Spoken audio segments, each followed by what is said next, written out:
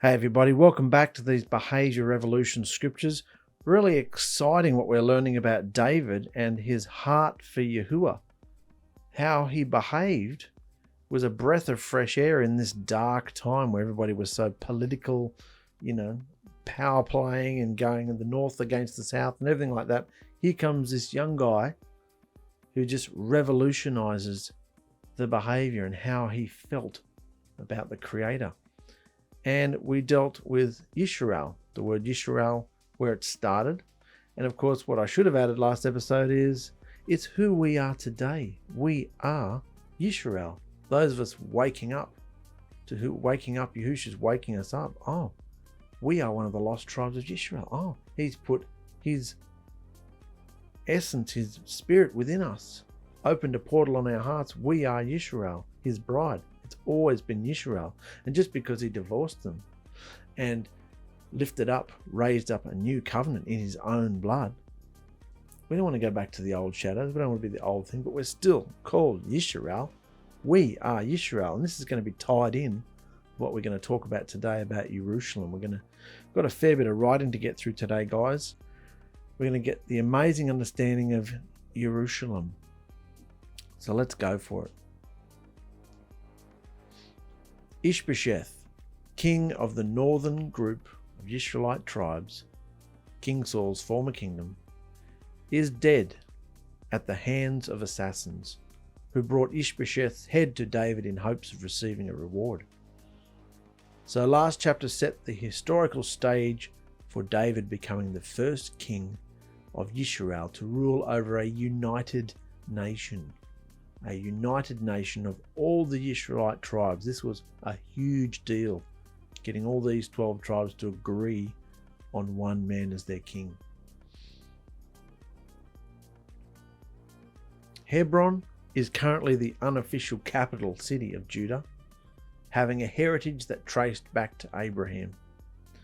David chose to move from Ziklag in Philistine territory to Hebron because it placed him in the power center of Judah, which is, of course, where the prospective leader of Judah was obligated to reside. If you're going to be the leader of Judah, you've got to be in the most special spot in Judah, which is Hebron, where Abraham, Isaac, Jacob were buried and had their encounters with Yahuah. So that's where he was obligated to reside. Also, Judah, and therefore Hebron, was not seen by the Philistines as their enemy, as Israel was. This was interesting. Judah was not seen by the Philistines as their enemy, as Israel was, the northern tribes, because King Saul fought against the Philistines as the king of Israel, the northern tribes. And when Saul died, Ishbosheth became the new king of Israel and was instantly an enemy of the Philistines. This is their biggest, most savage, formidable enemy right now. So a lot of decisions were made on whether they'd be slaughtered by the Philistines. And only the north were enemies of the Philistines. But David first became king over Judah, not Israel. And we know the difference now because we dealt with that last episode.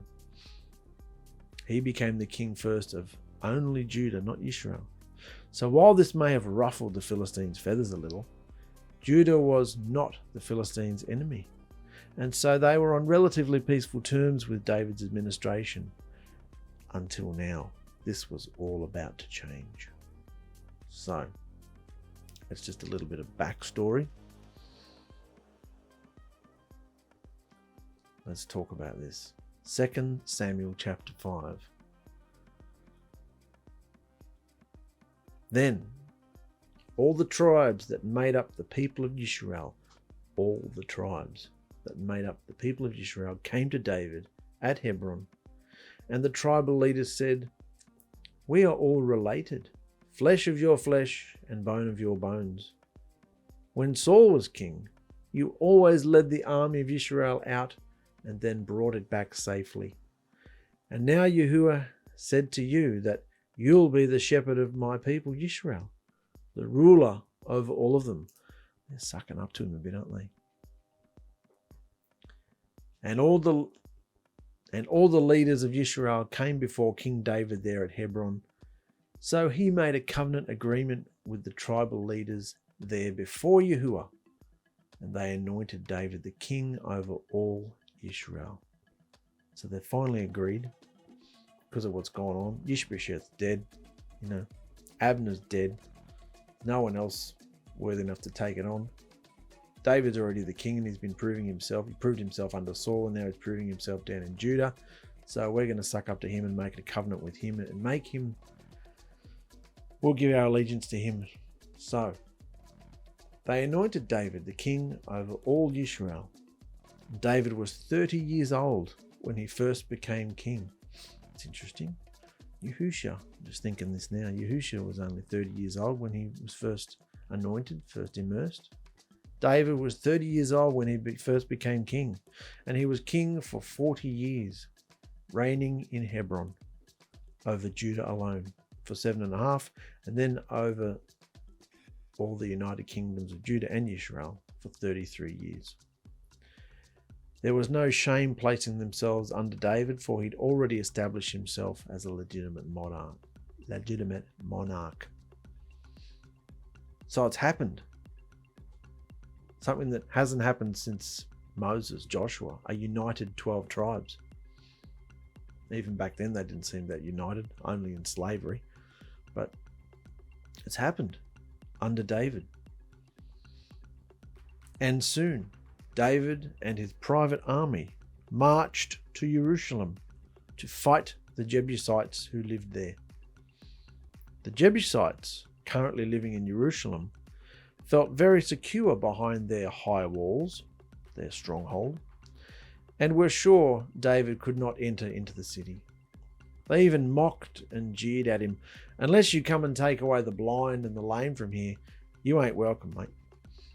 But despite the taunts, David and his army managed to capture the stronghold of Zion, which David renamed the City of David, below what would become the Temple Mount, about 7 miles from Bethlehem and adjacent to Yerushalim.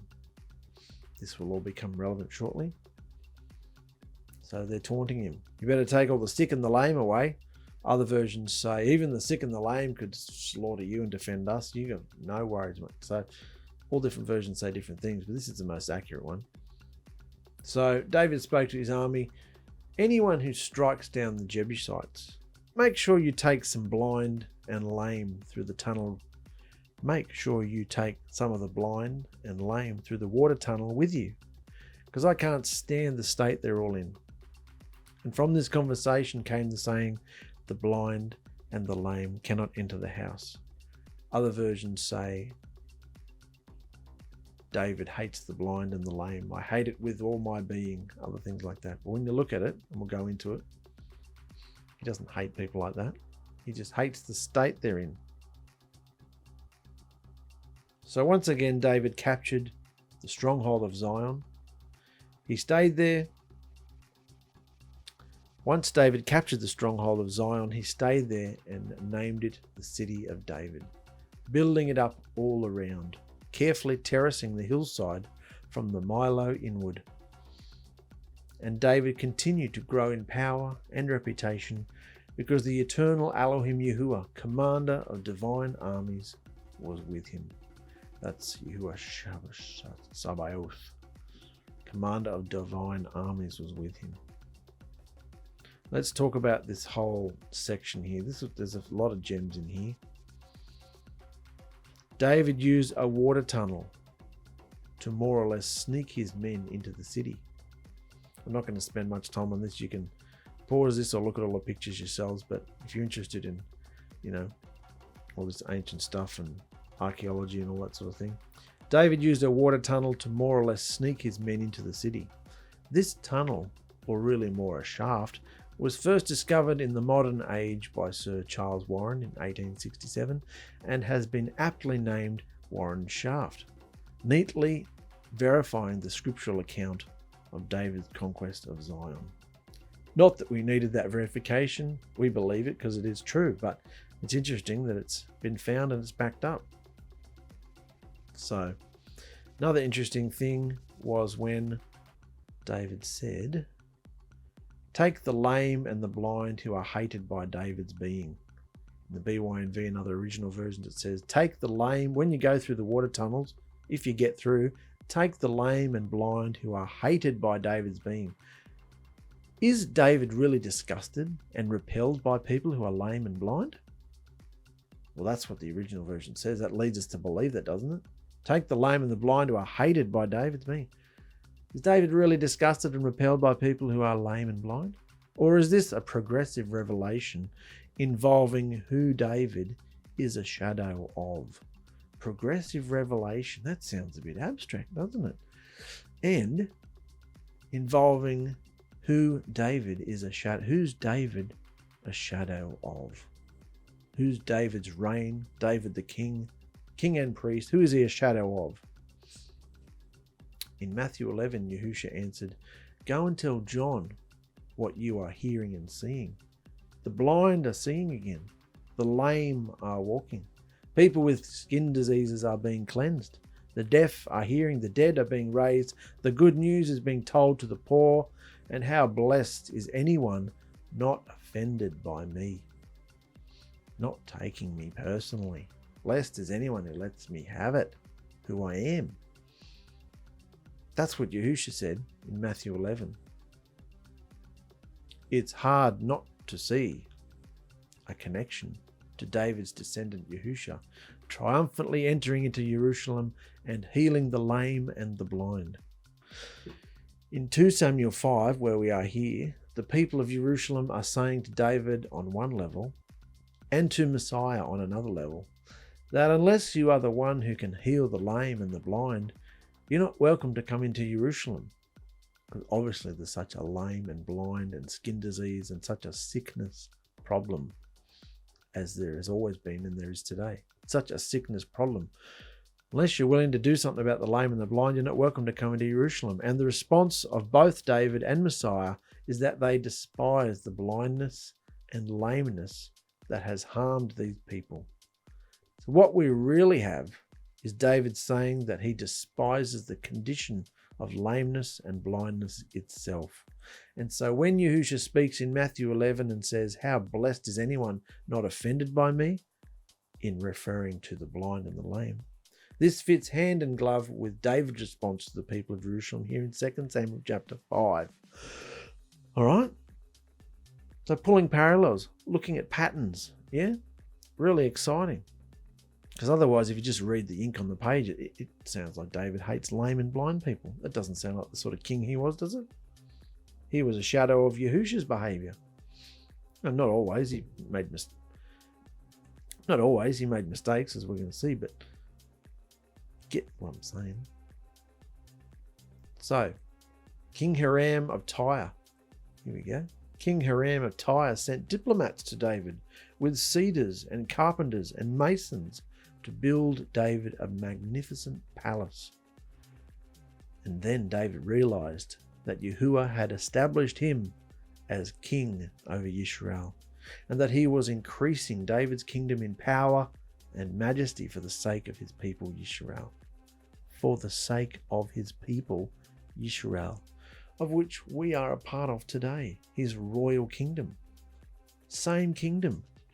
Different power structures have gone on, and divorces and lifting up a new blood covenant, all this sort of stuff's going on, but same people, same blood covenant family, Yisrael. And after the move from Hebron to Jerusalem, so he spent all this time in Hebron. So after the move from Hebron to Jerusalem, David married some more women from Jerusalem, took more concubines, and fathered more sons and daughters. Shemua, Shobab, Nathan, Solomon, Ibhar, Elishua, Epheg, Japhia, Elishama, Eliada, and Eliphelet. So, once David was settled in the city of David, remember this was the stronghold of Zion, which he renamed the city of David. Once he settled in the city of David, he moved his harem from Hebron to Jerusalem, and even added to it with more wives and concubines. Remember that a concubine was not a sex slave or a plaything for the man. Rather, she was like a wife, but usually she didn't receive a marriage certificate. so she was sort of a second-class wife. A concubine, especially in the case of kings, was often the handmaiden of an aristocratic woman that the king would marry to create a needed or wanted political alliance with another king or official. We'll see a lot of that happen with Solomon. A lot of people think he was just taken over by lust and idolatry. Idolatry, yes, but it wasn't so much because he wanted lots of women. It was because he was making political power plays and marrying all different types of women, which were influencing him into the idolatry. This is what we're talking about here. All sorts of power plays and political things going on. Many daughters and other sons were born as well, not just these few here. Many daughters and other sons were born as well to these women. David was creating quite a dynasty of loyal leaders for his administration. When David's former allies, the Philistines, they were his former allies, when they discovered that David, who they still considered an ambassador of Gath, they didn't even know he was still working for them as far as they were concerned. Though he had a house at Ziklag, which they gave him. King, what's his name? Forgotten. Of Gath. So, when David's former allies, the Philistines, discovered that David, who they still thought was an ambassador of Gath, when they found out he was the king over a united Yisrael, they sent an army to battle him. But David heard they were coming and withdrew into the fortress. So the Philistines spread their forces in the valley of Rephaim, southwest of Yerushalim. And David spoke to Yahuah, generally through the Urim and the Thummim stones. He said, "Should I go to war against the Philistines? Will you make me victorious over them?" "Yes, go. I will definitely give you victory." So David battled the Philistines at Baal-perazim and defeated them. Then David rejoiced. Yahuah has broken through my enemies in front of me like water bursting through a dam. And that's why the place was named Baal-perazim, meaning to them, meaning to them, Yahuah who bursts through. Because Baal is not Yahuah, is it? But to them, the word had become interchangeable, idolatry, yada, yada, yada. So to them, it meant Yahuah who bursts through. Oh, here we go. It's written right here. This use of the name Baal in this context gives us a good opportunity to pause momentarily, back away from this episode and look at the bigger picture of the condition of Yisrael in their relationship to Yahuah. While the use of the term Baal in the commemorative naming of this mountain was undoubtedly not intended to honor the Canaanite deity Baal, the problem is that this was just another subtle step in the perversion of the true Hebrew belief as defined by Yahuah through Moses on Mount Sinai. This was just another perversion in the true Hebrew belief. The term Baal had evolved from being entirely identified with everything that Yahuah hated to simply a common word used by Hebrews in everyday communications. We have watched the Hebrews slowly over decades and centuries integrate seemingly small and insignificant pagan observances, people and customs and words into their culture. But as minuscule and unimportant as these changes were, they do add up. And by the time of David, this is really sad, by the time of David, we hardly even hear mention of the word Turah or Moses or law anymore. We haven't, have we? The constitution of Yahuah's kingdom, his divine regulations and commandments had been infiltrated with traditions and common Middle Eastern social conventions to the point that other than for a few oddities, the Israelites were indistinguishable from any of the other Middle Eastern peoples. Why do you think, as we discussed in our last episode, there is a need for a behavior revolution today? Because none of the movements out there look any different to the wackiness and freaky carpetbaggerisms of any other religious group. Oh, look, we're wearing this. Oh, look, we're blowing this shofars and we're building this and we're doing that. You just look like you just look at Jews. You just look like religious idiots. all look, there's nothing indistinguishable. Look, the Israelites were indistinguishable by their behavior, lifestyle, any other Middle Eastern people. They were not set apart. They didn't stand out. They were living just like the world.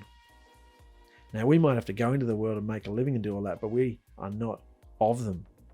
We don't tick the same way they do or behave. The fact that Yahuah is being referred to as Baal, the reason we're doing this is up here. David's just had a great victory and he's gone and called the place Baal-perazim. Not Yahuah, Baal-perazim. So, the fact that Yahuah is being referred to as Baal by Yisrael is no surprise, given how idolatrous they continue to be, and during his rise to the throne and his reign, David's focus was not so much on how to perfect and purify their system of belief and behavior. Rather, it was to unify the tribes into a powerful sovereign nation. So he wasn't really trying to alter the behavior so much or get them closer to Turah obedience. He was trying to unify the tribes into a powerful sovereign nation. David loved Yahuah, but his hands were full and all his faculties were aimed with tunnel vision towards finishing what Joshua had started over 300 years earlier.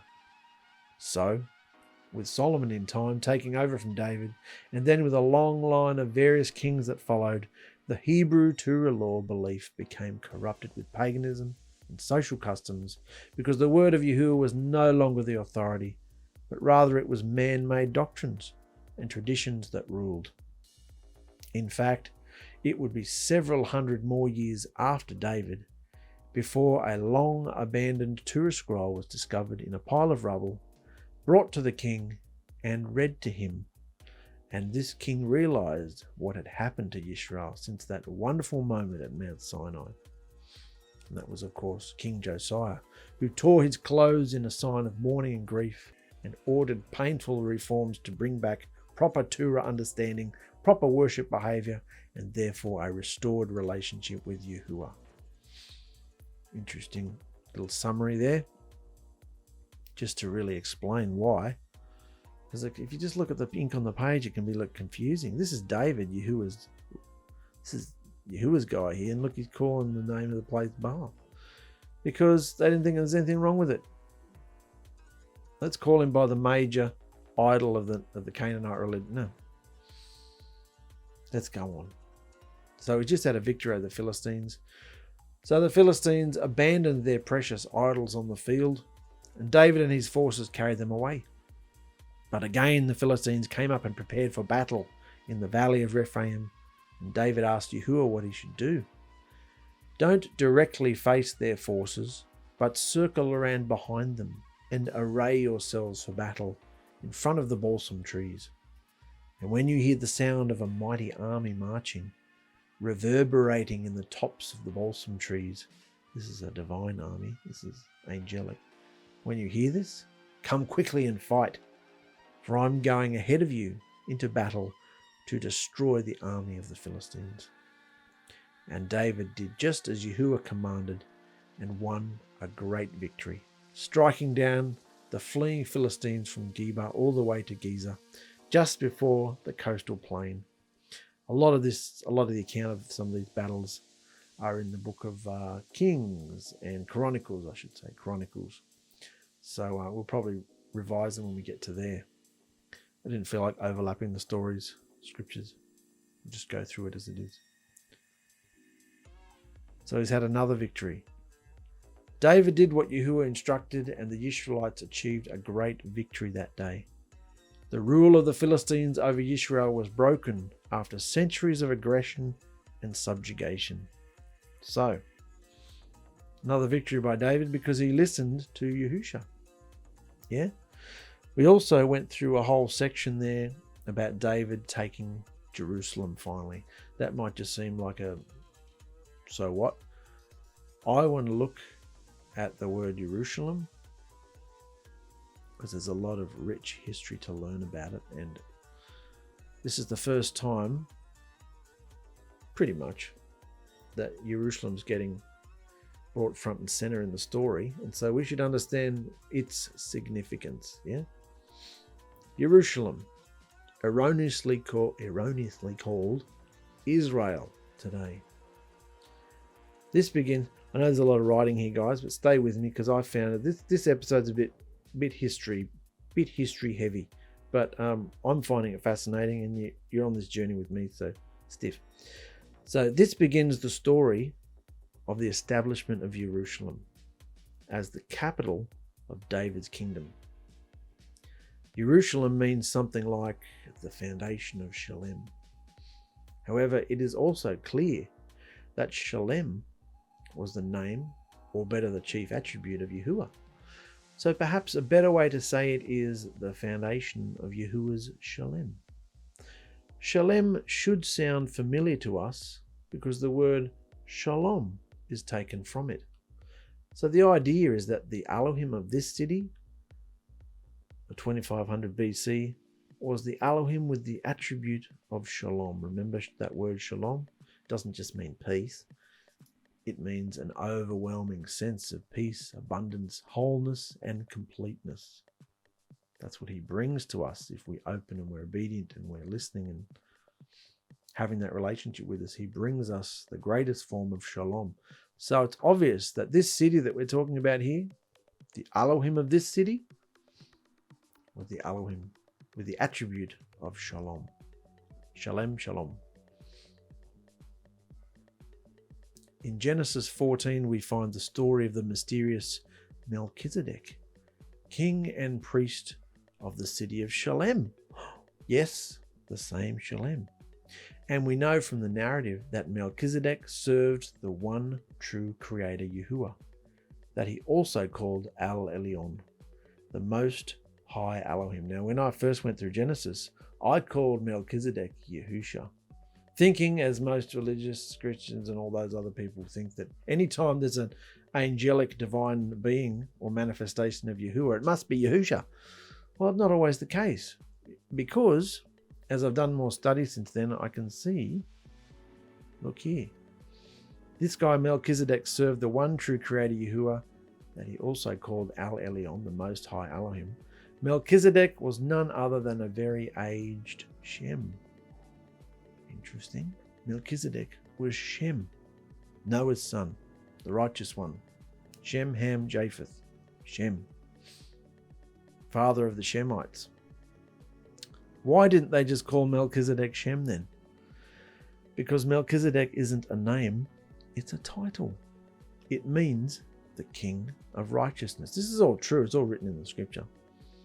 King of Righteousness. Melchizedek, King Righteousness. Scriptural genealogical records make it clear that Shem was still living when Abraham was alive. Shem was still living when Abraham was still alive. And he was the king and priest of Yahuah Most High. Well, he would be, wouldn't he? He was the only righteous one left from Noah and the flood. So Japheth was too, but mainly Shem, living at the city of Shalem. So this guy was the king and priest of Shalem, living in this city, right here, called Yerushalim by many. Some call it Shalem, many call it, just get rid of that. So, many call it Jerusalem, some call it Shalem, as the scripture said, king of Shalem. And as we're going to see, it had another name too. Another name that we'll find in the scripture for this same place here, is Jebus. Whenever you see the word Jebus for the name of a place in scripture, it's talking about Jerusalem. And the name of the inhabitants of this place, as we read of David getting ready to attack, is the Jebusites. So, back in Judges 19, we also saw that, but the Levite man wouldn't stay that night, so he got up and left his concubine and saddled his 2 donkeys, and they arrived at Jebus, also known as Jerusalem. So this is all in the scripture. Guys, I'm not making this up. They arrived at Jebus, also known as Jerusalem. So, we know without a doubt that Jebus and Yerushalim are the same place, just spoken in two different languages or under two different circumstances. So, this is interesting here because we're going to talk about the nation, we're going to talk about the city, about the stronghold, all sorts of things. Ancient cities don't generally begin as walled cities. Ancient cities don't generally begin as walled cities, but as small villages. And then for some important reason or another, the settlement is seen as more valuable than usual, so an enemy wants it. And then it is walled for protection against that enemy. Interesting. Building a wall around a city was a huge undertaking, and it took a strong and powerful leader to order it and see it through, and a substantial population to provide the manpower to construct it. The original Yerushalim, before it was a walled city, would have just been a village with farmers and herders with their fields and pastures surrounding it. It's probably how it was back when Shem had it.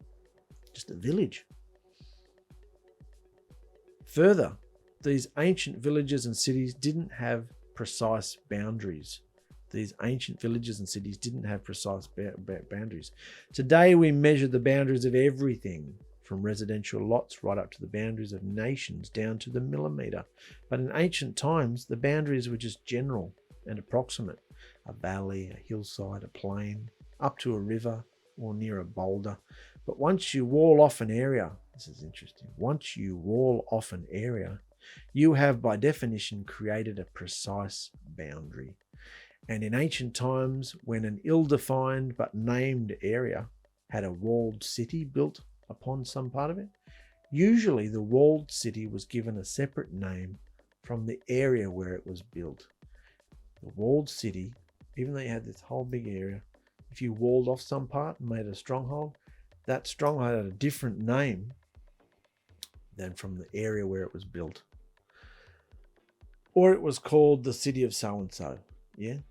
Meaning the city that was built upon an area of land of a certain name. Often it was named for a deity or a king. In this case, it was called the city of David. Yerushalim was the name for the village. Pay attention to all this. Yerushalim was the name for the village and the general surrounding area. We don't know of another name going back any further than this. At some point, the place also became known as Jebus, because Jebus was the name of a tribe or a clan of Canaanites who either inhabited the place or perhaps built it up. In any case, it was these Jebusites who currently inhabited the area in David's time, and also currently held the walled city. One of the names assigned to the walled city portion of the place was Zion. So you've got Jebus, and its stronghold was called Zion. It was a walled stronghold with the city of Jebus. Yeah? A walled city is also a stronghold. A walled city is also a stronghold. A fallback place where one can defend against intruders. This is interesting because we're going back in time, being a fly on the wall, walking around like we would on Netflix, or just going into the culture of it to understand, see if we can smell the air and see what's going on. A walled city is also a stronghold, a fallback place where one can defend against intruders. The reason it is sometimes termed a stronghold is because, or a fortress, is because the vast majority of the people living at the place lived outside the city walls. Didn't know that.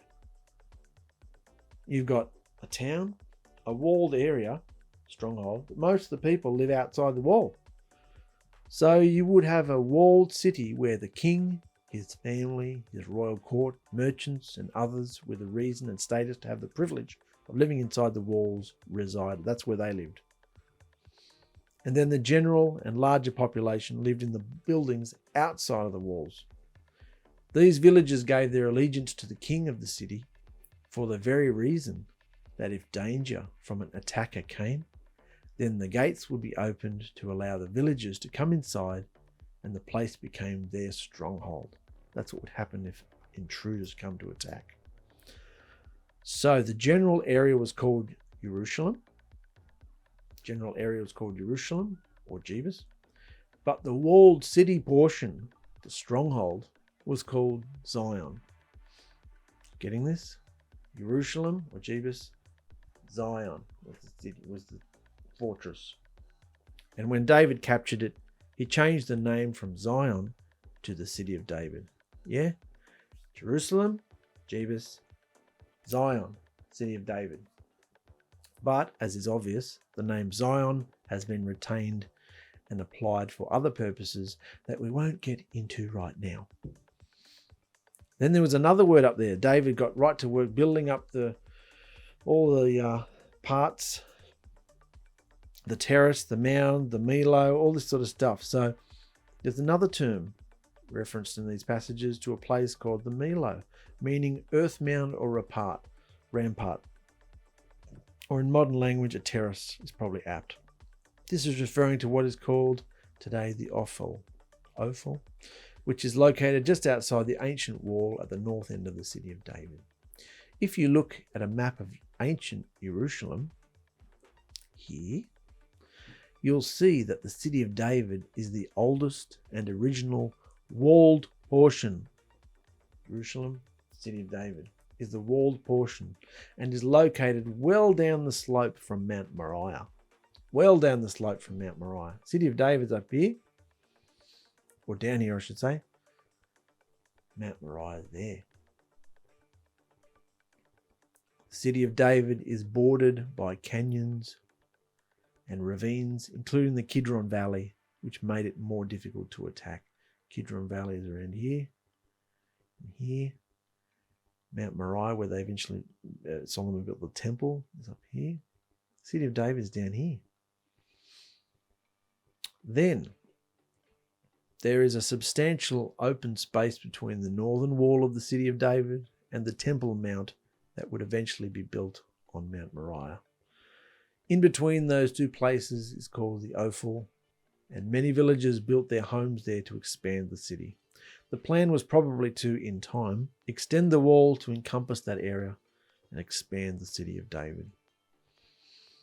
I hope you're finding this interesting. I was fascinated by all this. This is my first initiation into all this Yerushalim, King David type stuff. So never made it this far, not in this much depth anyway. So the reason David attacked Jerusalem is to make it his capital. Hebron, this was interesting, because he made Hebron his capital, which was in Judah. Hebron was the very symbol of the kingdom of Judah.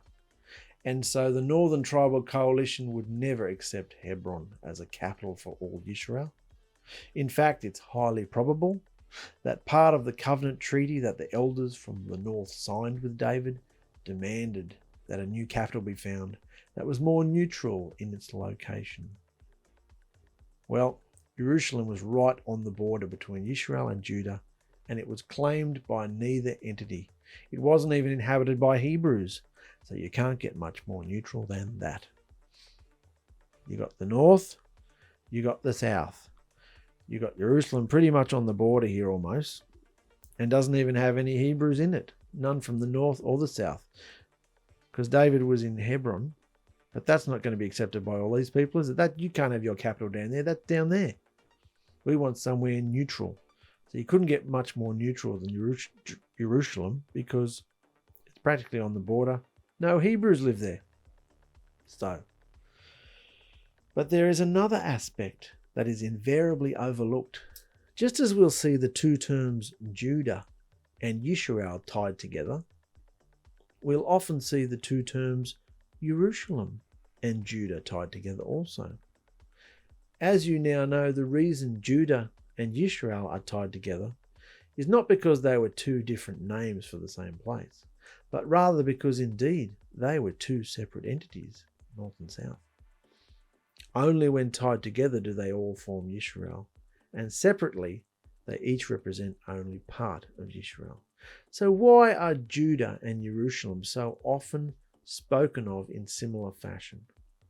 All the evidence and circumstances indicate that at the very least, that portion of Jerusalem called the City of David was held onto by David as his private estate, meaning the city of David belonged strictly to David.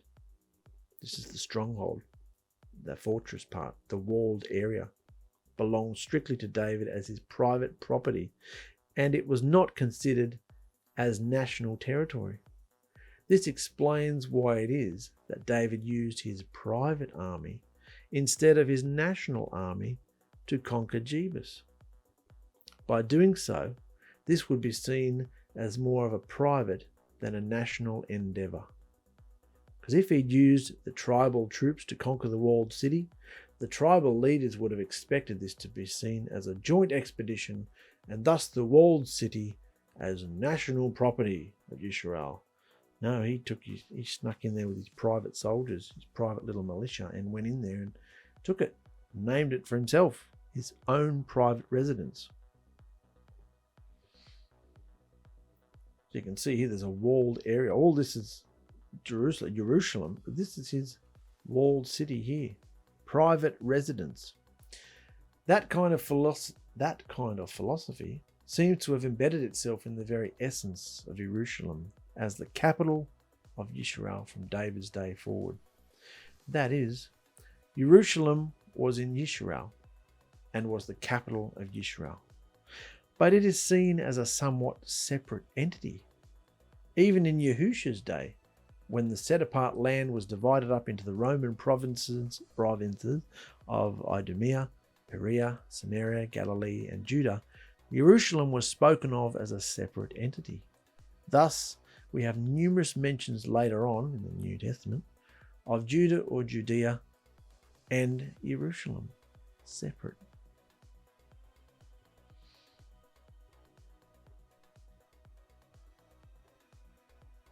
It is interesting how even today, many Jews and Christians for that matter, interesting that they can accept the idea of Jerusalem being an international city that is located in the heart of Israel, but at the same time can be seen as a separate entity that is operated by some international body such as the UN, allowing it to perhaps be the capital of Israel and the capital of a Palestinian state simultaneously.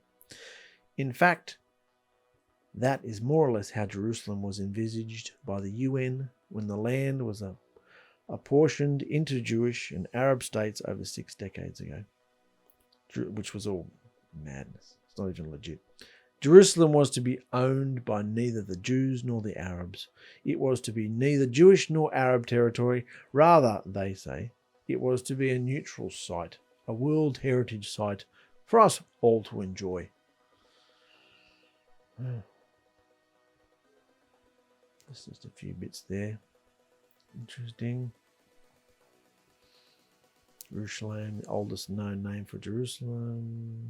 City of David's built on the portion of Jerusalem. Walled city that David conquered was called Zion. Temple would be built outside the walls of the city of David atop Mount Moriah. Yeah, we dealt with that. So I'm just reading a little bit of what they say today. They say today, and then I'll round it off in the truth. Of course, many more Jews and Arabs reject that idea. What idea? That it's a national World Heritage Site for all to enjoy. Of course, many more Jews and Arabs reject that idea than those who accept it. But we'll see the international city concept arise in the near future as the demand intensifies for Israel to return to its pre-1967 borders. Many think that there is scriptural backing based on David's actions for that idea. And others say, forget it. For Yerushalim was the capital only of Israel. It was not an international city. David was the king, and he owned only the city of David, not all of Yerushalim. So we must be clear that, correctly speaking, the city of David was not Yisrael's capital, but Yerushalim was. Understanding this? Yerushalim, walled city. Yerushalim, city of David, was the actual fortress with the walls. So, city of David was not Yisrael's capital. Yerushalim was. The city of David was just David's private and secure, personal owned compound, which also explains why the temple was built not in the city of David, but rather in Yerushalim, upon Mount Moriah. So since David took Zion with his own men, and didn't involve the national tribal troops, he felt free to assign a personal name to his new capital, the city of David, because in fact this became his private estate. We need to go back in time and get the picture that Yerushalim was the name for the general area, and the city of David was merely the name of the walled city that resided on a portion of that area, the area that lay downhill on the southern slope of Mount Moriah. So the city of David was not synonymous with Yerushalim, and as we go forward in the scripture, we need to keep this in mind. We'll revisit this subject as we arrive at the time of King Solomon building the first permanent temple for Yahuah atop the crest of Mount Moriah, which is located outside of the city of David. That's what they're saying about current, geopolitical events. Let me tie it up. Of course, looking forward, this is where it all stopped. This is where all the commentaries and interesting stuff that I've looked at and tinkered with, that's where it all stops. And we know they're trying to rebuild the Temple Mount and start sacrificing again, be the voice of God on the earth again and all that insanity and have political power. Let's look at the real prophetic truth. Looking forward prophetically to the future New Yerushalim, which will descend onto a brand new earth. We know that the hearts of chosen men and women will be the only divine real estate relevant and worth having, coming together to form the great city itself. We know this because John was whisked off to look at something and he said, "Come, look, let me show you the bride, the Lamb's wife." Did he show him a woman? Did he show him the bride? No, he showed him a city. What does that tell you? Look, let me show you the bride, the Lamb's wife, which was a city. So this is the only divine real estate worth thinking about, worth achieving, worth having. Despite all this shadow talk, this was all shadows. Yerushalim, the land, Canaan, it's all shadows. So we're studying the shadows, loving the shadow, looking into it, dissecting it. What did it mean? What was Yahushua using it for? But even today, it baffles me that nobody can see what Yahushua's showing us. This was all shadows for something that he's already done, actually. Look, Yahushua did something very sneaky on the day of Pentecost, right after his ascension. Through his death and resurrection and presenting of his own perfect blood, he transformed and shifted the location of his set-apart land and temple. Got that? He did something very sneaky. He transformed and shifted the location of the set-apart land. It's no longer Canaan. It's no longer Israel. Not like Yisrael. No longer in the Middle East. How could that be relevant if the whole earth's going to be destroyed and there's a new earth? Who cares where the city comes down because it's going to be a new earth? Got it? He did something shifty. So where is it? He did something shifty. Through his perfect blood, shifted the location of the set-apart land and temple. And what was the purpose of the temple? The sole purpose of which was to house the divine portal between dimensions on the ark and offer communication and intimacy with his people. Previously revealed through the shadow concepts known as Canaan, the promised land, or Yisrael. We dealt with the word Yisrael last episode, dealing with Yerushalim today. But ever since Genesis, we've been dealing with this whole idea of Canaan, the promised land, Yisrael. We're talking about it, almost harping on it. Did you know that, like so many other things and feasts and behavior, this was a shadow? Why are we talking about the Middle East today? Why are we even bothering to know what's the point of it? Yahushua shifted the promised land, shifted the divine real estate. I'm sorry if you think this is hogwash, but it's true. What else was the purpose of a temple? The land was to have the temple was to have the ark, and the ark was to have the divine connection. So Yahushua could dwell with his people, wasn't it?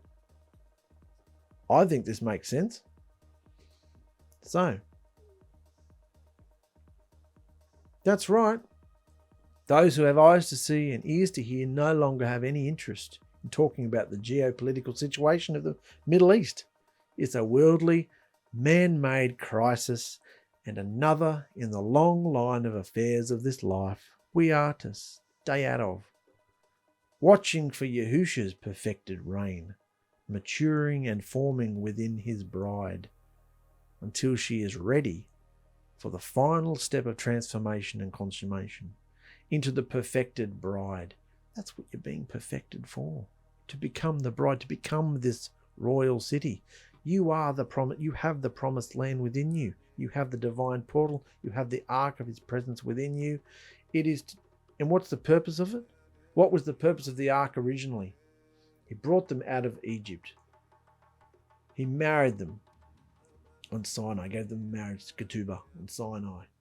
They didn't want him, so through Moses, the whole idea was to build a tabernacle. The fire came down, and the whole purpose was to light up the whole land and be a witness, shining witness to all the other nations, and it was supposed to spread. His esteem was supposed to spread. He was bit by bit supposed to take over the whole world. But of course, Yisrael fell into idolatry. So what was the point of him putting a down payment?